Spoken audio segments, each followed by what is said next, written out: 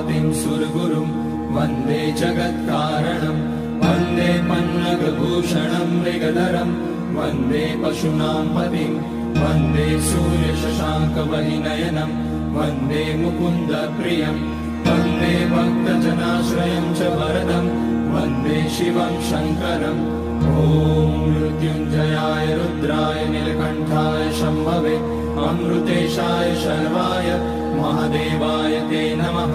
नमस्तेऽस्तु भगवन् विश्वेश्वराय महादेवाय त्र्यम्बकाय त्रिपुरान्तकाय त्रिकाग्निकालाय कालाग्निरुद्राय नीलकण्ठाय मृत्युञ्जयाय सर्वेश्वराय सदाशिवाय श्रीमान् महादेवाय नमः।